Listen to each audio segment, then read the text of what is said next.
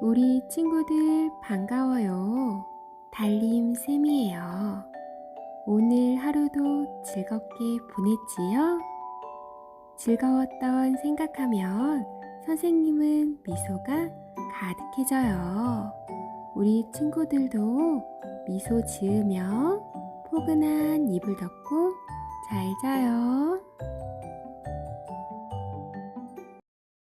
첫 번째 이야기 준비된 임금님. 마음씨 좋고 인정 많은 부자가 있었습니다. 어느 날 부자는 열심히 일한 노예를 위해 재산을 나누어 주고 신분을 풀어주었어요. 넌 이제 노예가 아니다. 그러니 어디든지 내 마음에 드는 곳으로 가서 행복하게 살도록 하거라. 그동안 고생 많았다. 주인 어른, 정말 고맙습니다.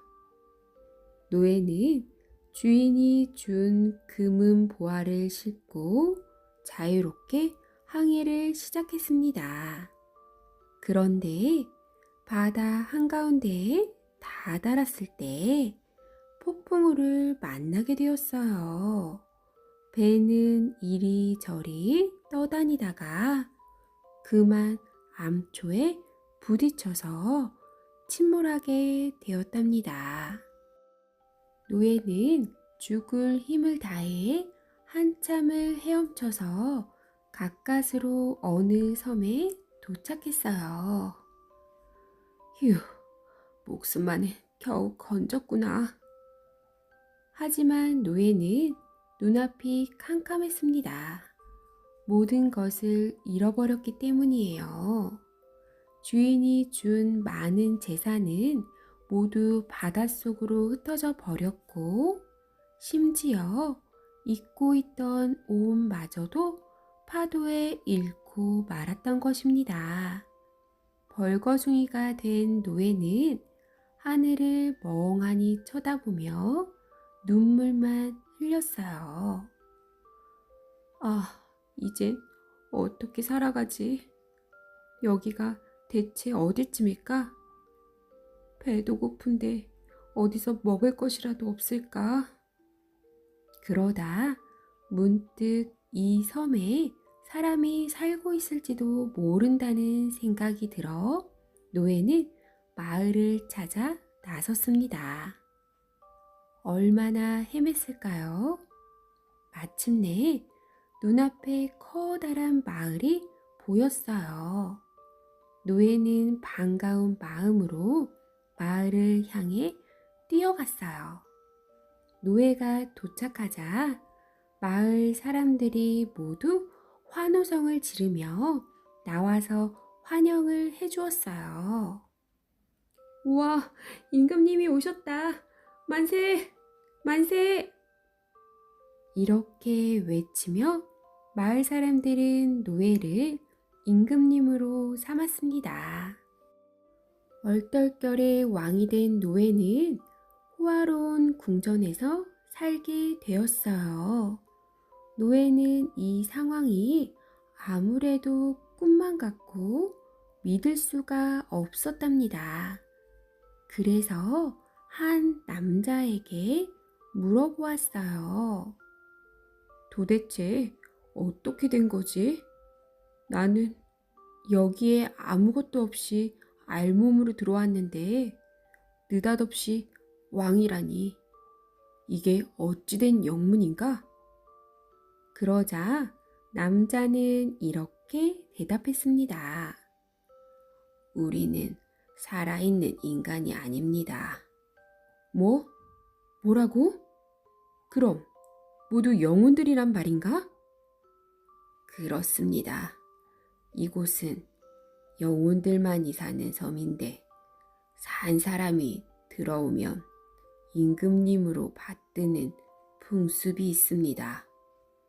하지만 아무리 임금님이라도 1년이 지나면 아무도 살지 않고 아무것도 없는 무인도로 쫓겨나게 됩니다.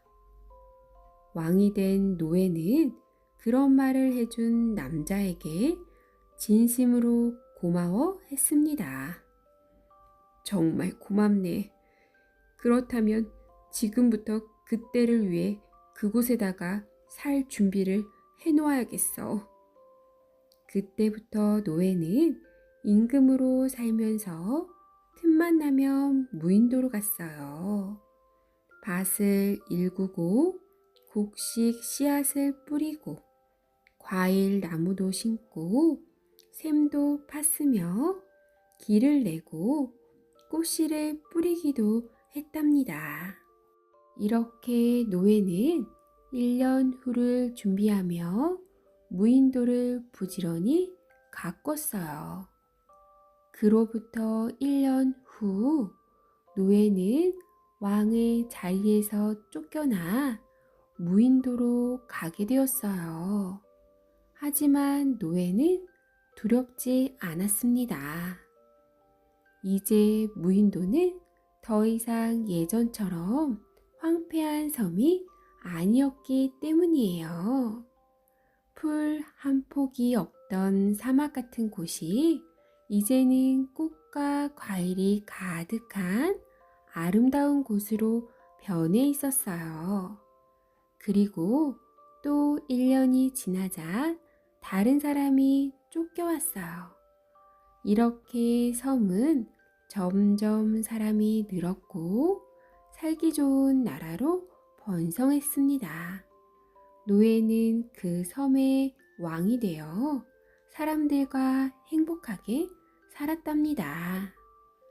만약 노예가 1년 뒤 쫓겨날 것을 걱정만 하고 미래를 준비하지 않았다면 어떻게 되었을까요?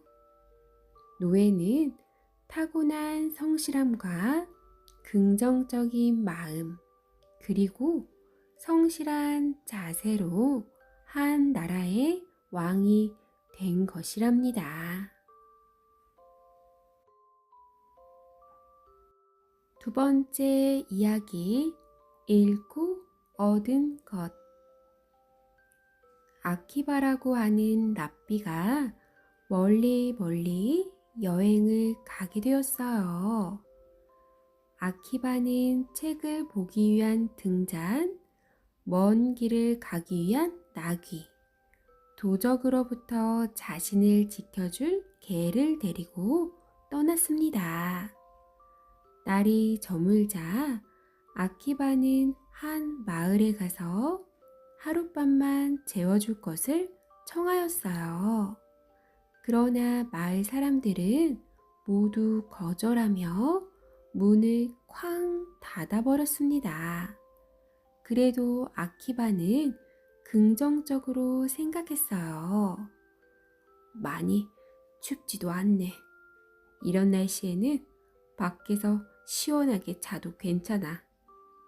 아키바는 길을 걷다가 허름한 헛간을 발견했습니다. 나귀와 개는 바깥에 메어두고 안에 들어가서 잠자리를 마련했어요. 그리고 등불을 켜고 책을 읽기 시작했어요. 가장 재미있는 부분을 읽던 중이었어요. 그때 갑자기 불어온 바람이 등불을 휙 꺼뜨리고 말았답니다.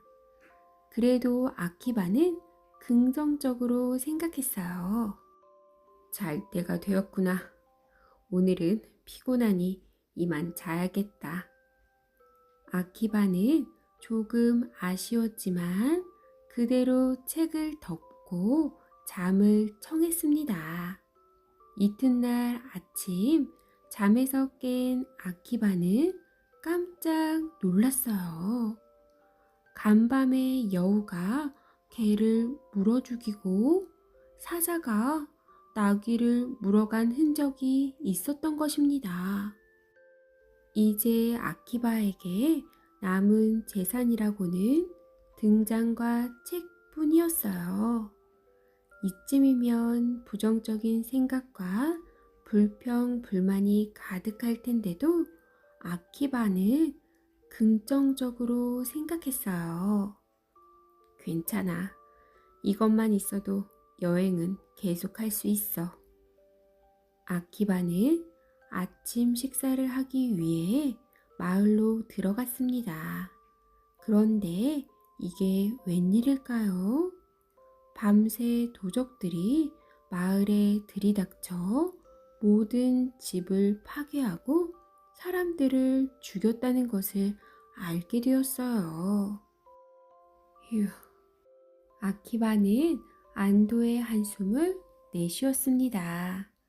만약 바람이 불지 않았다면 도적들은 등불을 보고 아키바가 있는 헛간에도 왔을 것이에요. 또한 만약 나귀나 개가 있어서 지저댔다면 아키바는 도적들에게 들켜서 죽임을 면치 못했을 것이랍니다. 나쁜 일은 좋은 일로, 좋은 일은 나쁜 일로 얼마든지 바뀔 수가 있구나. 아키바는 가슴을 쓸어내리며 다시 여행길을 떠났답니다.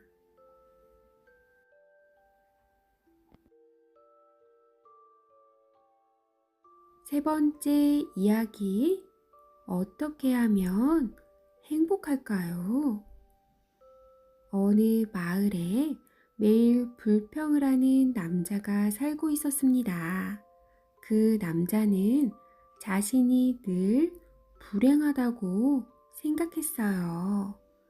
집은 가난하고 아이들은 여럿에 아내는 성질이 고약해서 무엇 하나 행복한 구석이 없다고 생각했답니다. 아, 나는 불행해. 도무지 즐겁지가 않아. 매일 찡그린 얼굴로 죄 없는 아이들에게도 화를 내고 아내와 싸우기 일쑤였습니다. 도무지 살고 싶지가 않아. 남자의 불평은 계속되었습니다. 어느 날 우연히 길을 가던 랍비가 남자의 불평을 들었어요. 랍비는 발걸음을 멈추고 남자에게 물었습니다. 자네는 뭐가 그리 불만인가? 제 얘기 좀 들어보시지요. 누구라도 제 입장이라면 불행할 것입니다. 어서 말해보게. 저는 방이 하나뿐인 집에 10명이나 되는 자식과 성질이 고약한 아내와 살고 있습니다. 이건 생지옥이 따로 없어요. 어떻게 하면 이 지옥에서 벗어날 수 있을까요? 랍비는 잠시 생각에 잠겼습니다.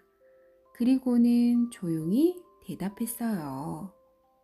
혹시 집에 양이 있소? 네, 있습니다.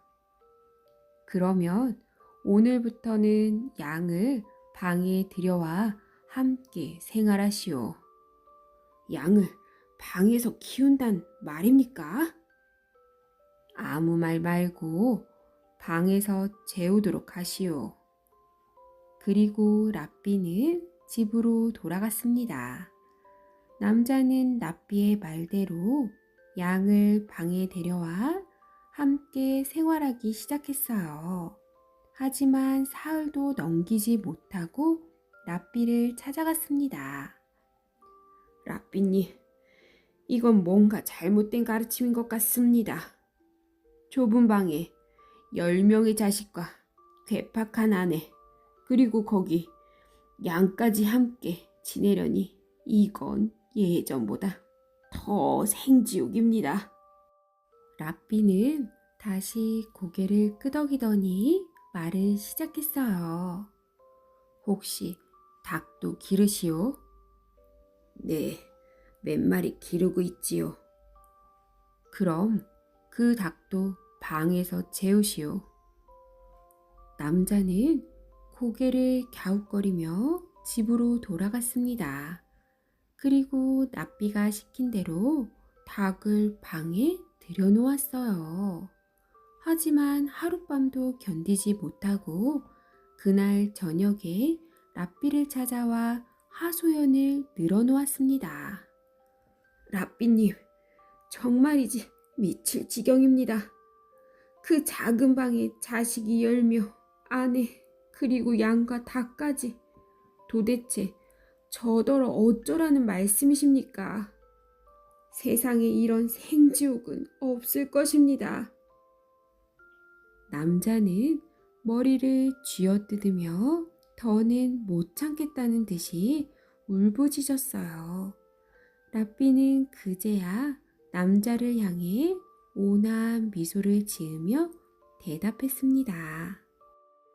그러면 오늘은 돌아가서 양과 닭들을 내보내고 지내시오. 그리고 내일 다시 찾아오시오. 남자는 어리둥절한 표정으로 집으로 돌아갔어요. 그리고 다음 날 한결 밝아진 얼굴로 다시 랍비를 찾아왔습니다. 랍비님, 어젯밤 랍비님의 말대로 양과 닭들을 밖으로 내보냈습니다. 그랬더니 천국이 따로 없습니다. 좁던 방이 어찌 그리 넓고 아늑한지 모르겠어요. 남자는 싱글벙글 웃고 있었습니다. 랍비는 남자의 등을 토닥이며 얘기했어요. 행복도 불행도 모두 자네 마음속에서 시작한 것이요. 남자는 랍비에게 깊이 고개 숙여 진심으로 감사를 표현했답니다.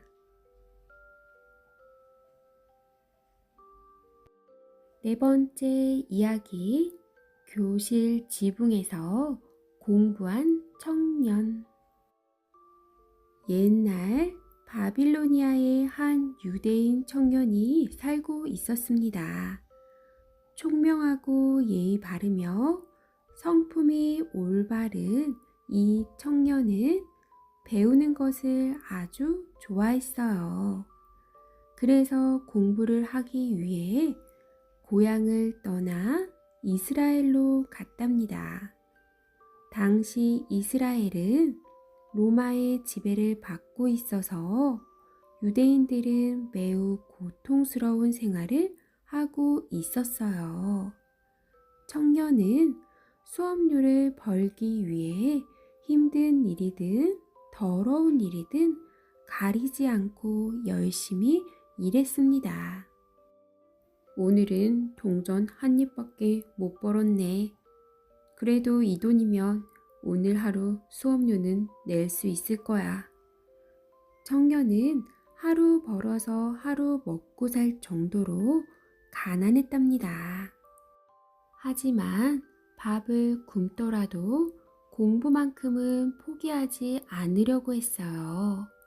그러던 어느 날 청년은 갑자기 병이 나서 자리에 누워 끙끙 앓았습니다. 다행히 병은 금방 나았지만 청년은 걱정이 태산 같았어요. 정말 큰일이네. 그동안 돈을 못 벌었더니 음식은 물론이고 오늘 수업료도 없어. 이를 어쩜 좋담. 청년은 먹을 음식이 없다는 것보다 공부를 할 수 없다는 사실이 더 괴로웠습니다. 하지만 마냥 좌절하고 있지는 않았어요. 어떻게 해서라도 선생님의 가르침만을 꼭 들어야 해. 생각에 생각을 거듭하던 중 어둡던 청년의 얼굴이 금방 환해졌어요. 아, 그래. 지붕에 채광창이 있지? 학교 지붕에는 햇빛이 잘 들도록 만들어 놓은 창문이 하나 있었어요. 거기에서라면 수업하는 라삐의 목소리를 들을 수 있을 것 같았습니다. 학교에 간 청년은 교실 지붕 위로 살금살금 올라갔어요. 그리고 창문 근처에 귀를 대고 수업을 듣기 시작했어요. 라삐의 목소리는 생각보다 잘 들렸고 청년의 입가에는 미소가 퍼졌습니다. 날은 점점 어두워지고 추워졌어요. 하지만 청년은 이렇게라도 수업을 듣는 것이 다행이라 생각하고 지붕에서 내려오지 않았어요. 그날따라 수업은 밤 늦게까지 계속되었고 눈까지 내리기 시작했어요. 추위와 배고픔에 지친 청년은 그만 깜빡 잠이 들고 말았답니다. 다음 날 아침 평소와 같이 학교 수업이 시작되었어요. 얘들아, 오늘 뭔가 좀 이상해. 교실이 왜 이리 어둡지? 날씨도 맑은데 정말 그러네. 학생들은 교실 안을 두리번거리며 의아해했습니다. 그때 한 학생이 천장을 가리키며 외쳤어요. 선생님, 저기 사람이 있어요.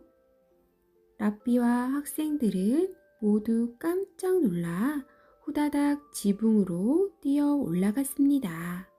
그 지붕 위에는 한 청년이 눈에 하얗게 덮인 채 잠이 들어 있었어요. 청년의 몸이 창문을 덮고 있어서 그날 교실이 어두웠던 것입니다. 학생들은 힘을 모아 청년을 조심스럽게 아래로 끌어내리고 정성을 다해 보살펴 주었어요. 이렇게 해서 청년은 다행히 목숨을 건졌답니다. 이 추운 날에 왜 지붕 위에 있었습니까? 청년이 정신을 차리자 라삐가 물었습니다. 청년은 지붕 위에 올라가서 수업을 듣게 된 이유를 들려주었고 라삐는 청년의 공부하고자 하는 열정에 깊이 감동했습니다.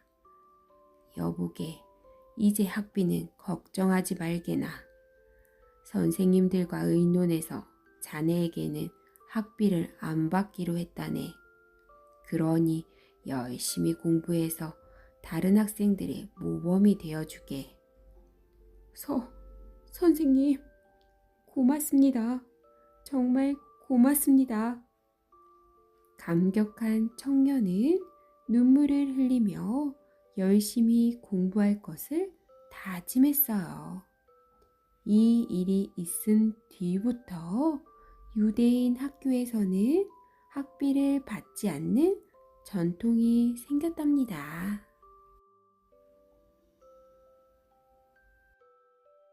다섯 번째 이야기, 보석의 주인. 어느 랍비가 안식일에 예배당에서 설교를 하고 있을 때였어요. 집에 있던 두 아이가 갑자기 죽고 말았습니다. 랍비의 아내는 두 아이의 시신을 2층으로 옮겨놓고 흰 천을 덮어두었어요. 이 일을 어떻게 알려야 할까? 아내는 슬픔과 고민에 빠졌습니다. 밤이 깊어지자 랍비가 설교를 마치고 집에 돌아왔습니다. 여보, 오늘은 별일 없었소? 아이들은 벌써 자나 보구려. 아내는 랍비에게 이렇게 말했습니다. 당신에게 묻고 싶은 게 있어요. 어떤 분이 제게 잘 보관해 달라며 아주 귀한 보석을 맡기신 적이 있어요. 그분이 이제 보석을 다시 돌려달라고 하셨는데 어떻게 해야 할까요? 그러자 라삐는 어려울 것 없다는 듯 대답했습니다. 그야 당연히 주인에게 돌려주어야지요. 그러자 아내가 울먹이며 말했어요.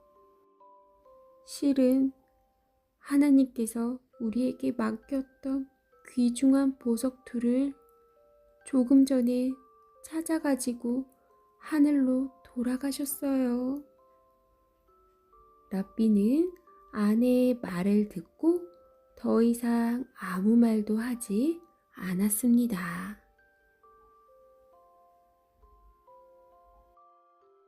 여섯 번째 이야기, 변하지 않은 농부. 어느 마을에 큰 농장을 가진 부자가 살고 있었습니다. 이 부자는 하나님의 말씀을 진실로 섬기며 어려운 일을 보면은 그냥 지나치지 않고 꼭 도와주는 마음씨 착한 사람이었습니다. 그래서 해마다 추수를 마치고 늦가을이 되면 랍비들이 부자를 찾아왔어요. 그러면 이 부자는 기쁜 마음으로 아낌없이 큰 돈을 기부했답니다. 늘 감사드립니다. 하나님의 은총이 함께 하시길. 이 돈은 하나님께서 풍년이 들도록 도와주신 덕분에 번 것입니다. 랍비님들도 좋은 일 많이 하시면 하나님의 축복이 있을 것입니다. 부디 이 돈을 어려운 이웃을 위해 써 주십시오. 물론입니다. 그렇게 해야지요. 그러던 어느 해 여름, 마을에 심한 폭풍우가 몰아쳤습니다. 부자네 농장은 엄청난 피해를 입었어요. 풀뿌리는 물론이고 나무 뿌리까지 모두 쓰러지고 뽑혀 버린 것입니다. 탐스러운 열매를 맺어가던 곡식이나 열매는 모두 땅에 떨어져서 못 쓰게 되었어요. 게다가 폭풍우가 그친 후에는 전염병까지 돌았어요. 그래서 기르던 소, 말, 양, 닭 등의 가축도 모두 죽고 말았답니다. 부자가 애지중지 가꾸던 농장은 그렇게 엉망진창이 되고 말았어요. 그런데 불행은 한 번으로 끝나지 않았답니다. 농장이 완전히 망가졌다는 소문이 퍼지자 부자의 농장에 돈을 투자했던 사람들이 한꺼번에 몰려왔어요. 그리고는 부자의 집에서 돈이 될 만한 살림살이는 모조리 가지고 가버렸습니다. 이제 부자에게 남은 재산이라고는 몇 평 안 되는 밭뿐이었어요. 괜찮아. 이건 원래 내 것이 아니었어. 하나님이 잠깐 빌려주셨던 거야. 다시 찾아가셨으니 어쩔 수 없지 뭐. 부자는 아무도 원망하지 않고 절망하지도 않았어요. 그 해 가을에도 랍비들은 어김없이 부자네 집에 찾아왔습니다. 아니, 무슨 일이 있으셨습니까? 랍비들은 다 쓰러져가는 오두막집과 부자의 초라한 차림새를 보고 깜짝 놀랐습니다. 세상에 그런 일이 정말 딱한 일이로군요. 랍비들은 부자의 이야기에 진심으로 안타까워했어요. 부자는 창고 깊숙이 넣어두어서 사람들에게 빼앗기지 않은 돈주머니를 가지고 나왔습니다. 몇 평 남지 않은 땅에서 절반을 팔아 번 돈이었어요. 부자는 그 돈주머니를 랍비들에게 주며 이렇게 말했습니다. 저는 해마다 선생님들께 돈을 들여서 가난한 사람들을 도왔고 하나님의 은총도 받아 풍요로운 생활을 해왔습니다. 하지만 올해는 형편이 좋지 않습니다. 그렇다고 선생님들을 빈손으로 돌려보낼 수도 없어서 얼마 안 되는 돈이지만 미리 마련해 두었습니다. 이 돈은 저보다 더 가난한 사람들을 돕는 데 써주시면 감사하겠습니다. 랍비들은 부자의 마음씨에 크게 감동했어요. 고맙습니다. 정말 복 받으실 거예요. 랍비들이 돌아가자 부자는 마지막으로 남은 빚정 마른 소와 함께 밭을 일구었습니다. 어서 돈을 벌어서 내년에도 선생님들께 드려야 해. 부자는 이 생각만 하며 매일 땀을 뻘뻘 흘리며 소를 몰았어요. 그러던 어느 날 쟁기를 끌던 소가 갑자기 풀썩 쓰러졌어요. 잘 먹지도 못한 채 힘든 일을 하다가 쓰러진 것입니다. 소야, 일어나. 너마저 없으면 나 혼자 어떻게 살아가란 말이냐. 소야. 하지만 한 번 쓰러진 소는 다시 일어나지 못했답니다. 부자는 소를 쓰다듬으며 어린 아이처럼 엉엉 울었어요. 그런데 소가 쓰러진 곳 근처에서 무언가 반짝반짝 빛나는 게 보였습니다. 저게 뭐지? 부자는 얼른 삽을 들고 와서 땅을 파기 시작했어요. 한참을 파자 커다란 상자가 나왔습니다. 부자는 상자의 뚜껑을 열어보았어요. 아니 이건... 그 상자 안에는 온갖 금은 보화가 가득 담겨 있었어요. 부자는 그 금은 보화로 사람들을 사서 자기를 위해 고생한 소를 잘 묻어주었고, 그리고 옛날처럼 큰 농장을 다시 갖게 되었답니다. 다음 해에도 추수가 끝나자 랍비들이 부자네 집에 찾아왔습니다. 어서 오십시오. 랍비님들, 그동안 잘 지내셨습니까? 부자는 랍비들을 반갑게 맞이했어요. 옛집을 다시 찾으셨군요. 축하드립니다. 랍비들은 자기 일처럼 기뻐했습니다. 부자는 그동안 있었던 일들을 차근차근 들려주었어요. 랍비들은 고개를 끄덕였습니다. 베푼 만큼 돌아오는 법이지요.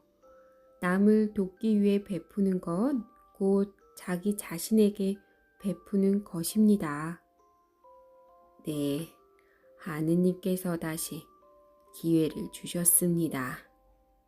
부자는 이번에도 랍비들에게 많은 돈을 기부했답니다.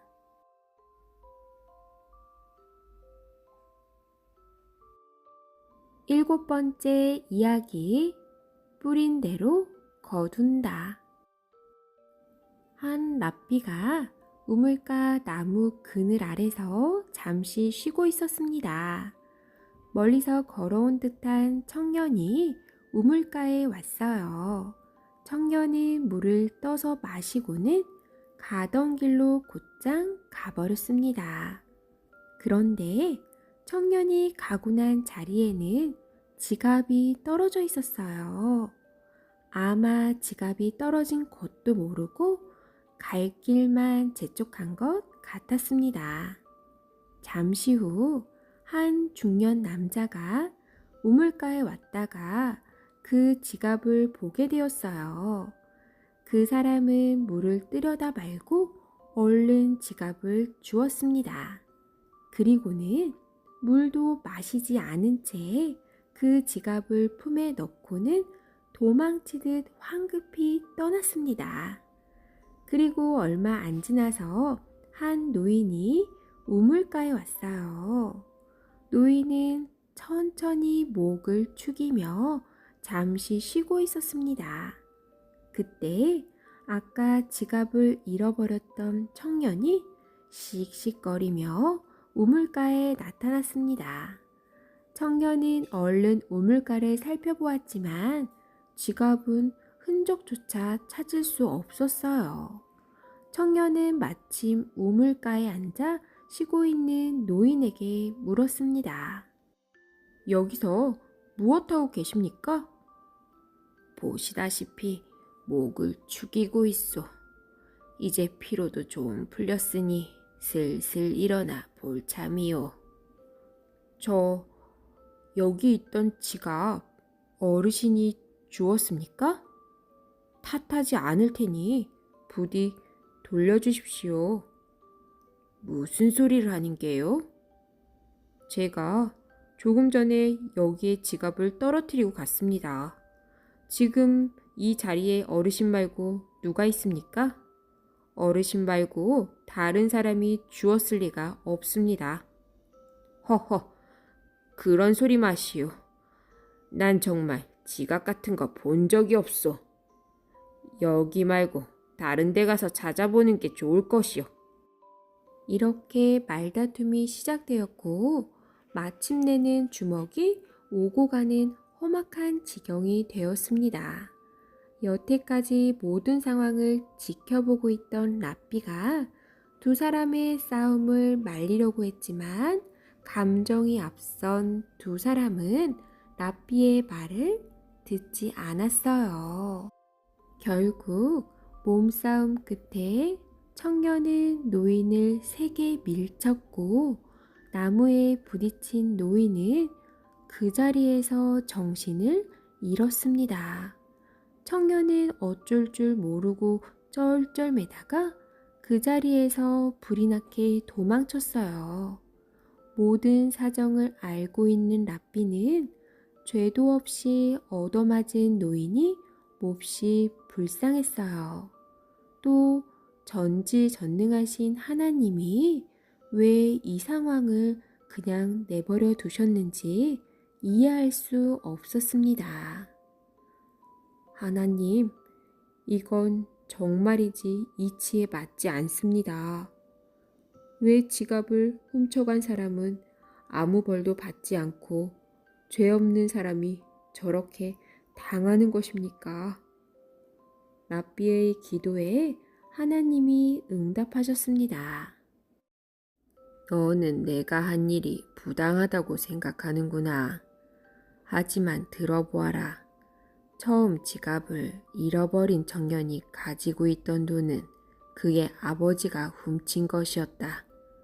그리고 그 돈은 원래 아까 우물가에서 지갑을 주워간 중년 남자의 것이었다.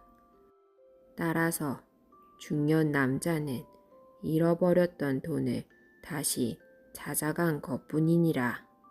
그리고 아무 죄도 없이 맞은 노인은 오늘 돈을 잃어버린 청년의 형을 이유도 없이 때린 사람이다. 아무도 그 광경을 본 적이 없어서 오랫동안 그 죄가 밝혀지지 않았으나 이제 내가 아우를 시켜 원수를 갚게 했느니라. 이 세상에 일어나는 모든 일들에는 반드시 원인이 있기 마련이니라.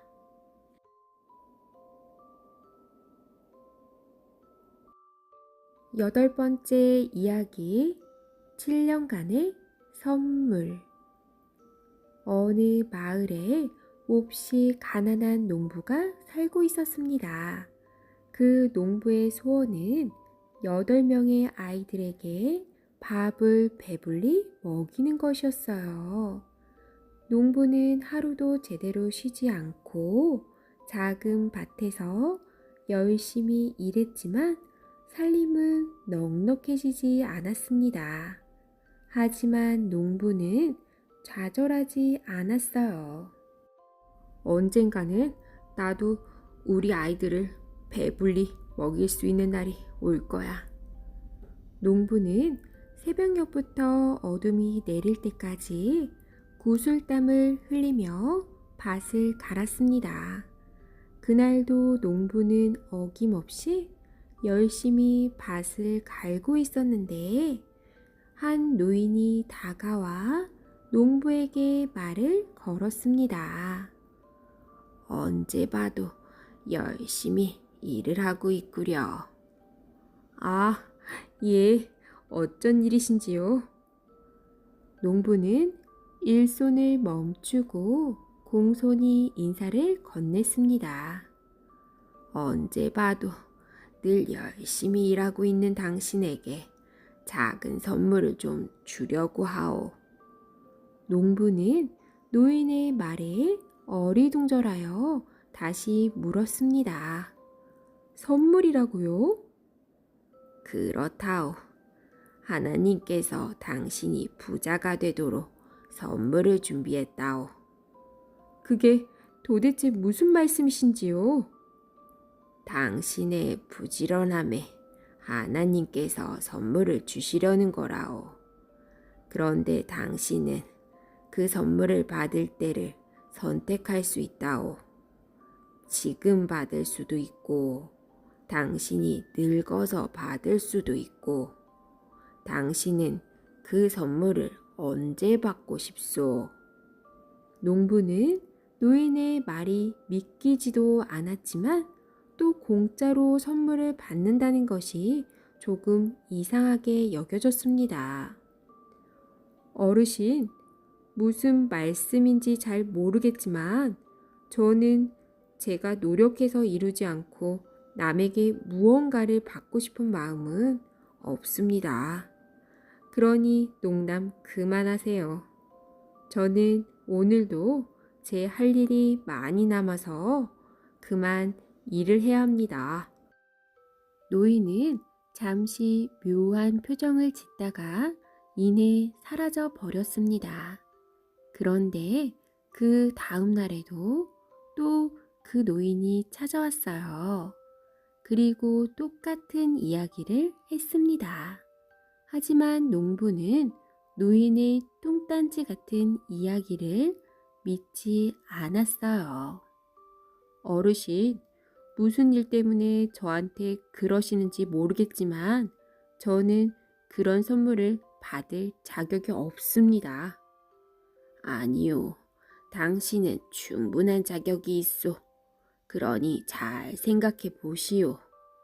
하지만 농부는 그저 묵묵히 밭을 갈았습니다. 어르신, 죄송합니다. 저는 일을 해야 돼서요. 노인은 잠시 머무르다 다시 사라졌습니다.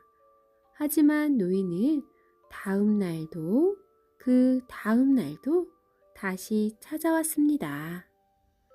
이제 대답하시오. 하나님이 주시는 선물을 지금 받겠소? 아니면 늙어서 받겠소? 매일 똑같이 찾아와 똑같은 이야기를 되풀이하자 농부는 고민이 되었습니다.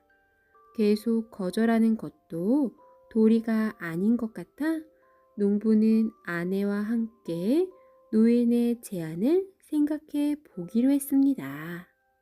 그렇다면 제 아내와 함께 의논을 해보겠습니다. 잘 생각했소. 하나님께서 지금 당신에게 선물을 주시면 그 선물로 인해 7년 동안 행운이 계속될 거요. 하지만 7년 뒤에는 그 선물을 다시 가져갈 것이요. 아니면 당신이 일을 할 수 없을 정도로 늙어서 그 선물을 받아도 돼요. 어떤 것을 선택할 것인지 결정해서 알려주시오.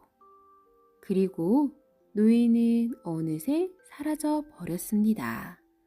그날 밤 농부는 아내에게 노인의 이야기를 전하고 함께 의논을 했습니다. 그러자 아내는 굶고 있는 아이들이 불쌍하니 지금 그 선물을 받자고 말했습니다.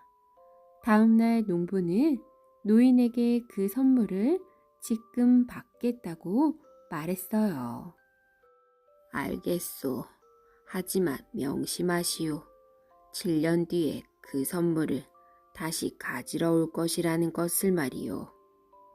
잘 알겠습니다. 그렇게 노인이 사라진 이후에 정말로 농부는 큰 선물을 받았습니다. 밭을 갈다가 땅속에서 커다란 금덩이를 발견한 것이에요. 농부는 노인의 말이 모두 사실인 것을 깨닫고 얼른 금덩이를 가지고 집으로 갔습니다. 그리고 아내에게 금덩이를 보여주었어요. 아내와 농부는 몹시 기뻐했습니다. 하지만 아내는 이 금덩이를 어떻게 사용해야 할지 고민이 되었답니다. 7년 뒤에 이 금덩이를 돌려줘야 한다니 함부로 금덩이를 사용해서는 안 될 것 같아요. 농부도 고개를 끄덕였습니다. 맞소. 행운이 7년뿐이라면 7년 뒤에 이 금덩이를 돌려주더라도 더 이상 가난하지 않도록 해야 하지 않겠소. 그래요. 그러면 어떻게 할까요? 아내와 농부는 머리를 맞대고 밤새 의논을 했습니다. 그리고 마침내 결론을 내렸어요. 없어져 버리는 것에 돈을 쓰지 말고 이 금덩이로 우선 땅을 좀 더 사고 이제껏 일한 것처럼 열심히 일해요. 그래서 7년 뒤에 선물을 돌려주더라도 더 이상 가난하지 않도록 해요. 농부와 아내는 더 좋은 생각도 떠올렸습니다. 그리고 좋은 선물을 받았으니 우리처럼 가난한 사람들을 돕도록 합시다. 농부와 아내는 다음 날로 금덩이로 기름진 땅과 가축을 샀습니다.